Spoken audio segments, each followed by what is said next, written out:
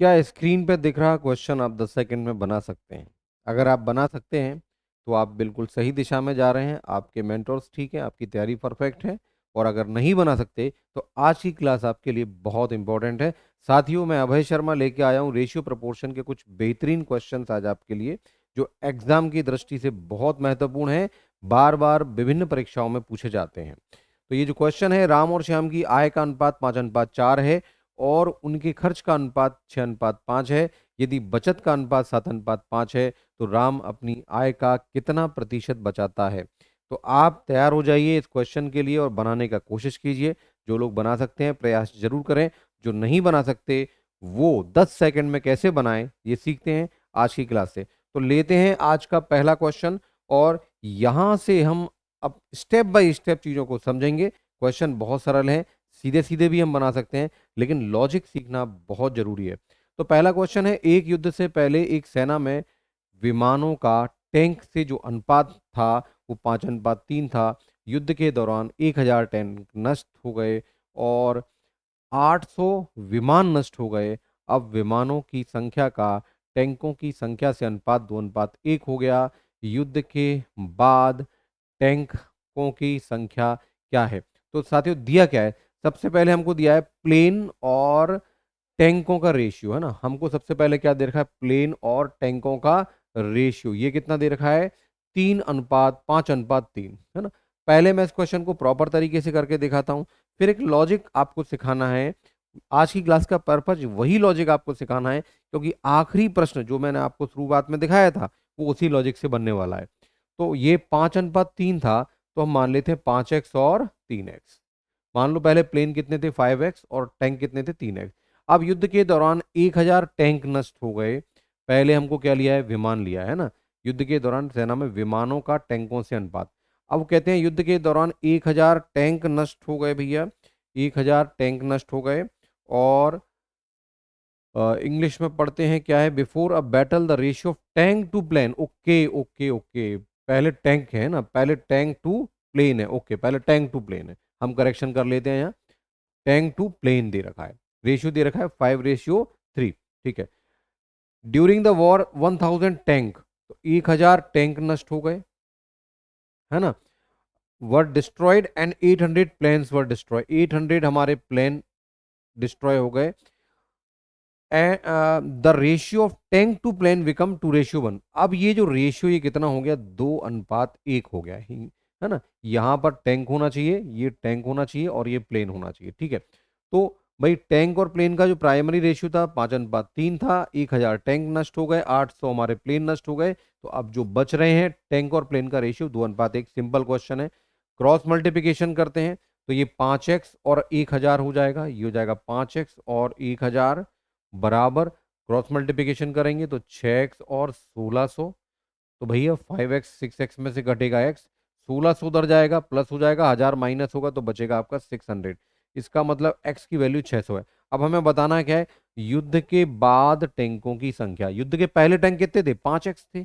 युद्ध के पहले टैंक कितने थे, 5x थे। तो 5 × 600 टैंक पहले थे और 1000 टैंक बर्बाद हो गए। तो भैया ये कितना हो गया, 3000 माइनस 1000 यानी कि 2000। इसका आंसर कितना हो गया, 2000। तो ये प्रॉपर तरीका था, आपको पता होगा।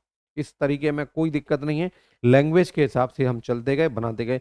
लेकिन ये प्राइमरी क्वेश्चन है हमारा, प्रॉपर तरीके से भी इजी बन रहा है। लेकिन जब इसी लैंग्वेज में हम उलझाने लगते हैं, थोड़ा कंफ्यूजन करने लगते हैं लैंग्वेज को, भाष क्वेश्चन को घुमाने लगते हैं, तो ये जो प्रॉपर तरीके कई बार हमको परेशानी देते हैं। तो हमें सीखना है एक शॉर्टकट मेथड। तो ये उम्मीद करता हूं ये तो आपको समझ में आ ही गया होगा। साथियों अब हम सीखते हैं इसी का शॉर्टकट मेथड। देखो हमको बोला गया है कि टैंक और प्लेन, इसका प्राइमरी रेशियो था 5:3, 5:3, ठीक है। इस कंसेप्ट में हमको ये देखना है कि हम लॉस या गेन हमारा कितना है। तो 1000 टैंक का लॉस है और 800 विमान का लॉस है। तो टैंक का लॉस कितना है, 1000 का, और प्लेन का लॉस कितना है, 800 का। अच्छा, रिमेनिंग रेशियो क्या है, 2:1। तो तरीका ये है कि पहला रेशियो रख लो, भाई पहले इतने टैंक थे अब इतने हैं, पहले इतने प्लेन थे अब इतने हैं। लॉस कितना हो गया, 1000 का लॉस टैंक का हो गया और 800 का लॉस यहाँ हो गया, है ना। तो पहले 5 टैंक थे तो अब टैंक 2 है, पहले 3 थे तो अब 1 है। टैंक का लॉस कितना हो गया 1000 का, और प्लेन का लॉस कितना हो गया 800 का। बस आप इस स्ट्रक्चर को जमाना सीख जाइए, बाकी बड़ा सिंपल प्रोसेस है। देखिए मैं आपको बताता हूँ कितना सिंपल प्रोसेस है, उस चीज को आप देखना। आपको बेटा क्या करना है, इनका मल्टीप्लाई करना है आपस में, और इनका मल्टीप्लाई करना है। सबसे पहले जब इनका मल्टीप्लाई करोगे तो कितना का, 5 एकम 5 और 3 दूनी 6, 6 और 5 का अंतर कितना आ गया, 1 आ गया। ठीक है, इसके बाद आपको मल्टीप्लाई किसका करना है, इनका आपस में करना है, और इनका मल्टीप्लाई आपस में करना है। ठीक है, ये कितना आ जाएगा, ये हो जाएगा 1600 माइनस का, और ये 1000 माइनस का। अब आप सोचो 1000 माइनस का बराबर माइनस का 1600, जब इसको एक तरफ लाएंगे तो माइनस का प्लस होके बचेगा कितना 600। तो आप जब साइन सेम है तो डिफरेंस लेंगे क्रॉस मल्टीप्लाई करके, तो 1600 और 1000 का अंतर कितना हो गया 600, तो हम बोलेंगे 1 यूनिट का मतलब कितना हो गया 600। अब सबसे पहले टैंक थे कितने, सबसे पहले टैंक हमारे कितने थे 5, तो 5 यूनिट का मतलब कितना हो गया, तो 5 इंटू 6 कितना हो गया 3, 3000 हो गया। अब टैंक हैं कितने, रिमेनिंग टैंक, टैंक की अब संख्या कितनी है भाई, 3000 टैंक थे और 1000 उसमें से कम हो गए, तो बचे कितने 2000 टैंक बचे। तो साथियों ये लॉजिक आपको सीखना है, ये लॉजिक आपको बहुत फायदा देने वाला है। ठीक है, सबसे पहले प्राथमिक रेशियो रख लो, फिर परिवर्तन के बाद अंतिम रेशियो लिख लो, लास्ट में क्या करना है, जो परिवर्तन हो रहा है उसको लिख लेना। ठीक, तो ये हमारा पहला क्वेश्चन था आपको, और आपको लॉजिक समझ में आ गया है। अभी भी कोई कंफ्यूजन है तो दूसरा क्वेश्चन देखेंगे, फिर तीसरा देखेंगे, और फाइनली चौथे क्वेश्चन पर हमारी क्लास आज खत्म होगी। चलिए तो अब हम लेते हैं दूसरा क्वेश्चन। वो कह रहे हैं एक सैन्य दल में युद्ध के पहले ऑफिसर और सोल्जर की संख्या का अनुपात 4:23 था। ठीक है, तो ऑफिसर, अब मैं प्रॉपर तरीका नहीं करूंगा, मैं शॉर्टकट जाने वाला हूं। तो ऑफिसर है और ऑफिसर को ओ लिख दिया, सोल्जर को एस लिख दिया। पहले ही अनुपात कितना था 443, पहले अनुपात कितना था 443। ठीक है, अब युद्ध के दौरान 8 ऑफिसर मारे गए, तो फाइनली 8 ऑफिसर की कमी हो रही है, और 7 सिपाही भर्ती हो गए, तो सिपाही कितने बढ़ रहे हैं 7 बढ़ रहे हैं, तो प्लस कर देंगे। ठीक है, अब ये अनुपात कितना हो गया 2:23 हो गया, ये अनुपात कितना हो गया 2:23 हो गया। ठीक है, तो अभी मैंने आपको सिखाया था क्या, इनका मल्टीप्लाई करिए और इनका मल्टीप्लाई कीजिए और उसका डिफरेंस निकालिए। तो भैया ये कितना होगा 4 3 12, 4 दूनी 92, और ये 86, और इसका अंतर कितना हो गया भाई 12, 6 अंतर आ गया, इसका अंतर कितना आ गया 6 यूनिट आ गया। ठीक है, 6 यूनिट अंतर आ गया। अब सेकंड अपने को क्या करना है, इनका मल्टीप्लाई करना है और इनका मल्टीप्लाई, और इसके डिफरेंस को लेना है, वो ही इसकी वैल्यू होगी। तो 7 दूनी 14, 7 दूनी 14, ये प्लस का आएगा, बराबर में कितना आएगा 8 3 24, 2 बचा, 8 दूनी 16, 2 18, और ये जब माइनस, ये माइनस का आएगा, जब ये वैल्यू इधर आएगी तो प्लस हो जाएगी, दोनों जुड़ जाएंगी। तो याद रखिए जब साइन इनके अपोजिट हो तो जोड़ देना है क्रॉस मल्टीप्लाई करके। तो कितना हो जाएगा, ये हो जाएगा 198। तो बेटा 6 की वैल्यू कितनी आ गई 198, कितना गुना हो गया 6 3 18, 6 3 18, 33 गुना हो गया। अब हमें क्या निकालना है, युद्ध के बाद सिपाहियों की संख्या, युद्ध के बाद सिपाहियों की संख्या। तो सोल्जर की बात कर रहे हैं युद्ध के बाद, तो युद्ध के बाद सिपाहियों की संख्या कितनी होनी चाहिए भैया, तो भैया 43 पहले थे, 7 और आ गए हैं, तो 43 की वैल्यू निकाल लो। सबसे पहले 43 यूनिट की वैल्यू क्या होगी, इसमें 33 का मल्टीप्लाई करके ये वैल्यू आप निकाल लो। तो 33 तिया 99 का 9 बचा कितना 9, और 33 इंटू 4 132 है ना, 33 इंटू 4 कितना होगा 4 3 12, 4 3 12 132, और 132 और 9 जोड़ दोगे तो 141, तो 1419, एक बार चेक कर लेते हैं। अच्छा 1419, ठीक है 1419। अब इसका मतलब पहले इतने सोल्जर थे, अब 7 सोल्जर और आ गए, तो 7 आप जोड़ दीजिए तो कितना हो जाएगा 7 9 16, और ये 2 1426, इसका आंसर हो गया बी ऑप्शन आपका आंसर हो गया। तो ये टेक्निक आपको स्पीड देगी, तेजी से आप आंसर दे पाएंगे, और जर्नल ऑब्जर्वेशन से बस आपको हल्का सा कैलकुलेशन लास्ट में करना होगा। ठीक है, बाकी प्रॉपर तरीका आप जानते ही हो एक्स मान के कैसे करना है, इसलिए उस पर हम डिस्कस नहीं करेंगे। आपको समझना है ये लॉजिक, क्योंकि हमको आखिरी क्वेश्चन अटेम्प्ट करना है, और प्रॉपर तरीके से जब आप उस आखिरी क्वेश्चन को करोगे तो आप उसमें फंसोगे, इसीलिए हमको ये लॉजिक पे काम करना है। चलिए, तो ये हमारा दूसरा क्वेश्चन। अब बढ़ते हैं हम आज के तीसरे क्वेश्चन में। आवेदन करने वाले छात्रों की संख्या क्या होगी यदि सफल छात्र और असफल छात्र का अनुपात। तो भैया आप देखना इस सवाल में थोड़ी सी गड़बड़ ना कर दें कि पास और सफल और असफल है ना। तो इसमें हम सिलेक्टेड और अनसिलेक्टेड की बात करते हैं। तो सफल और असफल का रेशियो दे रखा है, सफल और असफल का रेशियो दे रखा है। ध्यान रखना इस सवाल में गलती हो सकती है आपसे। क्या दे रखा है? 23-35, 23 और 35, ठीक है। अच्छा, फिर क्या बोलते हैं, यदि 62 कम आवेदन करें। तो भाई यहां कमी किसमें हो रही है? टोटल में। यहां कमी किसमें हो रही है? टोटल में।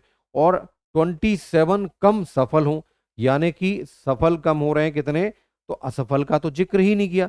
तो देखो, रिजल्टेंट चेंज जिस ग्रुप में हो उस ग्रुप को लेके चलना है। टोटल में 62 की कमी और सफल में 27 की कमी, 27 की कमी। तो फिर हमको सफल असफल नहीं लेना, हमको लेना पड़ेगा एक तो टोटल, क्योंकि टोटल में हमको कमी दी जा रही है, टोटल में 62 की कमी। और वो कह रहे हैं कि 27 स्टूडेंट जो है अब कम सिलेक्ट हो रहे हैं। तो बेटा अब हमको क्या लेना पड़ेगा? हमको लेना पड़ेगा सिलेक्टेड स्टूडेंट को, क्योंकि फाइनली टोटल में 62 कम है और सिलेक्टेड जो बच्चे हैं वो 27 कम है। बात समझे आप? यदि 62 कम अपियर हो रहे हैं, मतलब टोटल स्टूडेंट में 62 की कमी हो गई और 27 छात्र कम सफल हो रहे हैं, -27 हो गया। तो यार रेशियो भी हमको किसका लेना पड़ेगा? टोटल का और सिलेक्टेड का। अगर आप इस चीज को नहीं समझ पाएंगे तो ये लॉजिक भी गड़बड़ हो जाएगा, प्रॉपर मैप तो गड़बड़ आप कर ही दोगे एक्स मान के। तो अब आप देखो, तो यहां देखो, यहां पे पास और फेल का रेशियो 23 और 35 है। यदि 23 बच्चे पास हो रहे हैं तो सिलेक्टेड तो आप 23 लिख लोगे। अब लेकिन टोटल कितना होगा? तो पास फेल का टोटल कर दो तो ये हो जाएगा 58। तो इसका मतलब 58 टोटल बच्चे थे जिसमें से 23 बच्चे सिलेक्ट हो रहे हैं। हम पास फेल का टोटल करेंगे तो वो आएगा 58। तो 58 बच्चों में से 23 सिलेक्ट हो रहे हैं, ठीक है। अब आगे क्या बोलते हैं, लास्ट में पास फेल का रेशियो 9-14 है। तो देखो, सक्सेस तो कितने लोग सिलेक्ट कितने हो रहे हैं? 9। लेकिन टोटल कितने होंगे? तो 9 सिलेक्ट हैं, 14 रिजेक्ट हुए हैं। तो 14 एंड 9 कितना हो गया? 23। 14 और 9 कितना हो गया? 23। तो टोटल 23 बच्चों में से 9 बच्चे सिलेक्ट हो गए। तो ये रेशियो हमें किसका लेना है? रेशियो हमें उसका लेना है जिस ग्रुप में रिजल्टेंट चेंज हमको दिया जा रहा है, उसका ही हमको रेशियो लेना है। टोटल बच्चों में 62 की कमी है तो टोटल को लेना है, और पास बच्चों में 27 की कमी है तो हमको पास यानी सिलेक्टेड लेना है। तो रेशियो हमको किसका लेना पड़ेगा? टोटल का सिलेक्टेड से लेना पड़ेगा। अब इसके बाद का तरीका आपको मालूम है कि इनका मल्टीप्लाई और इनका मल्टीप्लाई, इनका डिफरेंस वैल्यूज थोड़ी बड़ी हैं, कोई दिक्कत नहीं है। तो बेटा 23 का स्क्वायर कितना होता है? 529। 23 का स्क्वायर कितना होता है? 529। और 9 8 72 7 5 45 और 52, यानी डिफरेंस कितना आ गया? 7। 7 यूनिट का डिफरेंस आ रहा है। अब इस डिफरेंस को कंपेयर कैसे करेंगे? इनके और इनके मल्टीप्लाई से, ठीक है। अच्छा, दोनों निगेटिव हैं तो डिफरेंस लेना है। अगर दोनों पॉजिटिव होते तब भी डिफरेंस लेते, लेकिन एक पॉजिटिव एक साइन निगेटिव अपोजिट साइन होते तो फिर हम इनका टोटल ले लेते। कोई बात नहीं, तेजी से हम बनाते हैं। तो 23 इंटू 27। अब देखो टेक्निक देखना, कैलकुलेशन फास्ट करना है। -62 इंटू 9, इनका अंतर लेना है। तो देखो 9 कॉमन आ रहा है, 9 कॉमन ले लो।